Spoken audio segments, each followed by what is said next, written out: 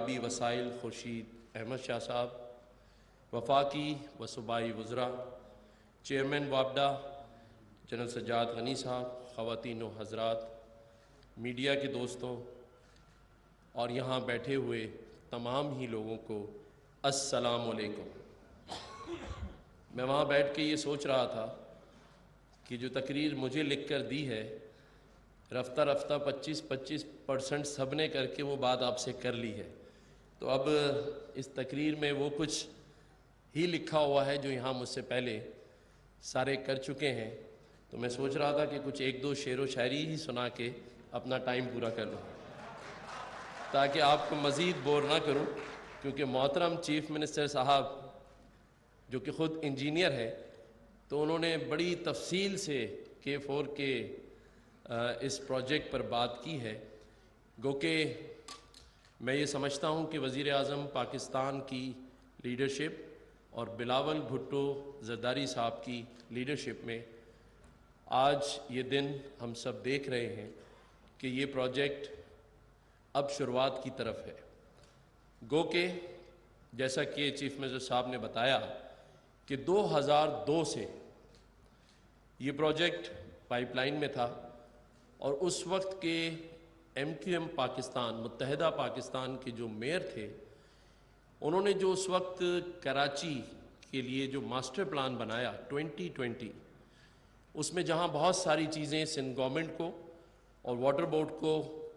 Suggest की थी कि इसको एक्सपेडाइज किया जाए, उसमें ये K4 का प्रोजेक्ट उस वक्त था। और उसके बाद सिंध गवर्नमेंट और बाकी भी जो स्टेक होल्डर्स आते गए, इस प्रोजेक्ट पर बात तो हुई लेकिन काम नहीं हो सका। प्राइम मिनिस्टर साहब, उसकी वजह अलाइनमेंट की ही रही। कभी रोड रास्तों की अलाइनमेंट सही नहीं थी, कभी सियासत की नहीं थी, और कभी वफाक और सूबों की। आज ये पहला मौका है हम सब के लिए कि वफाक और सूबा और हम जो अर्बन एरिया की नुमाइंदगी की बात करते हैं, MQM पाकिस्तान, सब एक ही पेज पर हैं। इससे पहले तो हम कहते रहे हैं कि वफाक और सूबे की लड़ाई में बहुत देर हो गई, लेकिन मैं समझता हूं कि अब हमारे पास आगे अपने लोगों से इस बात पर बात करने के लिए नहीं होगी कि अब आगे का जो काम है वो अपनी टाइमलाइन में पूरा हो। इससे पहले ये बात की गई कि काश ये प्रोजेक्ट 15 साल पहले कंप्लीट हो चुका होता, तो इसमें कोई अर्ज़ नहीं कि आज इन पैसों से हम इस प्रोजेक्ट के चारों फेज़ कंप्लीट कर चुके होते। लेकिन कहते हैं कि देर आए दुरुस्त आए, तो मैं समझता हूँ कि हमें आगे की तरफ चलना है और आगे की अलाइनमेंट ठीक रहे, टाइमलाइन ठीक रहे और ये प्रोजेक्ट टाइम पर पूरा हो। इस शहर की बदकिस्मती है, प्राइम मिनिस्टर साहब के इसी शहर में समंदर है, लेकिन यहाँ के रहने वाले पानी से महरूम हैं, चाहे वो इंडस्ट्रियल जोन हो या रेजिडेंशियल एरियाज़, सभी टैंकर के मरहून मिन्नत हैं। तो ये खुश आइन बात है कि चीफ मिनिस्टर साहब बिलावल भुट्टो ज़रदारी साहब इंटरेस्ट ले रहे हैं और मेरी जमात MQM पाकिस्तान, हम सब मिलजुल कर इस पाकिस्तान की तरक्की के लिए सारे काम करें। लेकिन एक चीज़ का ज़रूर ख्याल रखा जाए, और वो ये है, क्योंकि मैं ख़ुद एक बिजनेसमैन फैमिली से ताल्लुक़ रखता हूँ, हर चीज़ की जो कॉस्ट होती है और उसकी टाइमलाइन, वो उस प्रोजेक्ट के लिए बहुत ज़रूरी होती है। अगर इन दो चीज़ों को हमेशा सामने रखा जाए तो ये बात दूर नहीं कि हम सारी चीज़ें अचीव कर सकते हैं। मैं यहाँ पर वो बातें तो नहीं करूँगा जो हो चुकी, लेकिन दो बातें ज़रूर करूँगा। एक तो ये कि प्राइम मिनिस्टर साहब, आपने कराची से इलेक्शन लड़ा और माशाल्लाह कराची ने आपको वोट दिया। कराची वाले आपसे मोहब्बत करते हैं और वो देखना चाहते हैं मियाँ मोहम्मद शहबाज शरीफ साहब को लाहौर की तरह कि वो एक अपना मखसूस कैप लगा के इस कराची और सिंध के भी सारे दौरे करें। और जिस तरह लाहौर में आपने ज़बरदस्त काम किए हैं, वही सारे काम اس شہر کراچی اور اس صوبہ سندھ میں بھی ہوں آپ کی لیڈرشپ میں، کیونکہ یہ شہر معیشت کا شہر کہلاتا ہے۔ یہ منی پاکستان ہے۔ یہاں آج آپ نے دیکھا جب آپ تمام ہی انڈسٹریلسٹ سے، ایکسپورٹر سے مل رہے تھے، تو یہ وہ سارے لوگ ہیں جو کراچی میں رہتے ہیں، اور کراچی کیونکہ معیشت کا شہر ہے تو اسے توجہ کی بے حد ضرورت ہے، کیونکہ چیف منسٹر صاحب اور بلاول بھٹو زرداری صاحب کا بھی میں شکریہ ادا کرتا ہوں کہ ان کی توجہ خصوصاً کراچی پر ہے، اسی لیے بہت سارے کام اب ہوتے ہمیں نظر آ رہے ہیں۔ تو میں نے جیسے کہا تھا کہ میں اپنا تھوڑا سا ٹائم جو ہے وہ شاعری کی نظر کر دیتا ہوں، تو پرائم منسٹر صاحب سے اجازت لیتے ہوئے ان حالات پر ایک دو شعر، کیونکہ رؤوف صدیقی بھائی بھی بیٹھے ہیں، کہ ایک عمر سے فریب سفر کھا رہے ہیں ہم، ایک عمر سے فریب سفر کھا رہے ہیں ہم، معلوم ہی نہیں کہ کدھر جا رہے ہیں۔ یہ سوچتے ہیں ٹوٹتے تاروں کو دیکھ کر، یہ سوچتے ہیں ٹوٹتے تاروں کو دیکھ کر کہ منزل سے رفتہ رفتہ قریب آ رہے ہیں۔ ایک دائرے میں گھومتے پھرتے رہے ہیں ہم، ایک دائرے میں گھومتے پھرتے رہے ہیں ہم،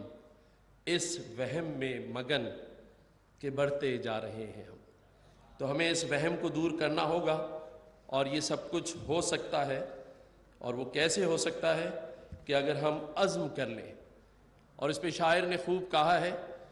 کہ جب اپنا قافلہ عزم و یقین سے نکلے گا،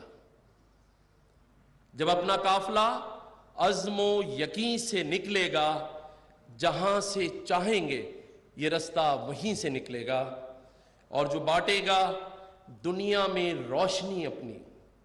وہ آفتاب اسی سرزمین سے نکلے گا۔ نہ ہم سفر نہ کسی ہم نشیں سے نکلے گا،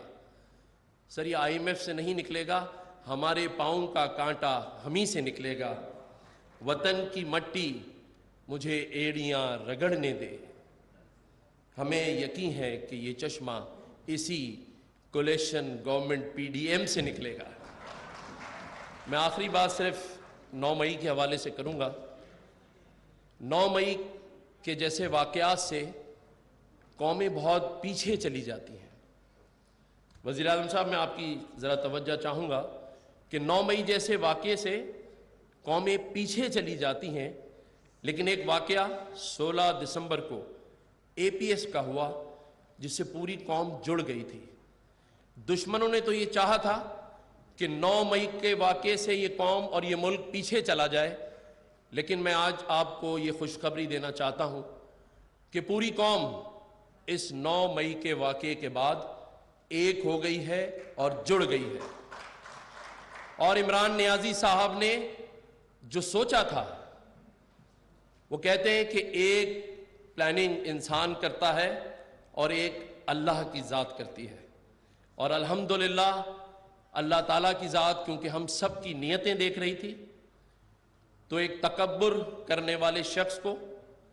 ایک نفسیاتی شخص کو، ایک خود غرض شخص کو اللہ تعالیٰ نے انجام تک پہنچایا ہے۔ آج اس کی اپنی جماعت کے لوگوں کو یہ احساس ہو رہا ہے کہ جو کچھ بھی 9 مئی کو ہوا وہ نہیں ہونا چاہیے تھا۔ افواج پاکستان ہماری سرحدوں کی ضامن ہے، ہماری قومی سلامتی کی ضامن ہے۔ ہر وہ پاکستانی جو پاکستان سے محبت کرتا ہے وہ کبھی نہیں چاہے گا کہ افواج پاکستان کمزور ہو، اور دشمنوں کی وہ سازش کہ وہ جب کسی ملک کی اکانومی یا اس کی قوم کو تباہ کرنا چاہتے ہیں تو وہ سب سے پہلے وار اس کی افواج پاکستان پر اور اس کی اسٹیبلشمنٹ پر کرتے ہیں، جو کہ عمران نیازی صاحب کی تمام تر سیاسی پالیسی میں نظر آیا۔ یہ وہ دہشت گرد تھے جنہوں نے سیاسی لبادہ اوڑھ رکھا تھا، یہ سیاستدان نہیں تھے۔ تو میری وزیر اعظم پاکستان سے یہ بھی گزارش ہوگی کہ جلد سے جلد اس پر فیصلہ کریں، اور کم از کم عمران خان نیازی صاحب کو سیاست سے دستبردار کرائیں، ان پر پابندی لگائیں۔ ہم PTI سے اختلاف نہیں کرتے، PTI میں بھی محب وطن لوگ ہیں، ان کے کارکنان ہیں، PTI کے اور لیڈران ہیں جو PTI چلا سکتے ہیں، لیکن عمران خان سے کم از کم یہ پاکستانی قوم امید نہیں رکھتی، اور میں یہ امید بھی رکھوں گا یہاں پر بیٹھے ہوئے ہمارے لیفٹیننٹ جنرل سجاد غنی صاحب سے، کیونکہ میرا ماننا یہ ہے کہ اگر یہ چاہیں گے تو یہ پروجیکٹ بہت جلد کمپلیٹ ہو جائے گا۔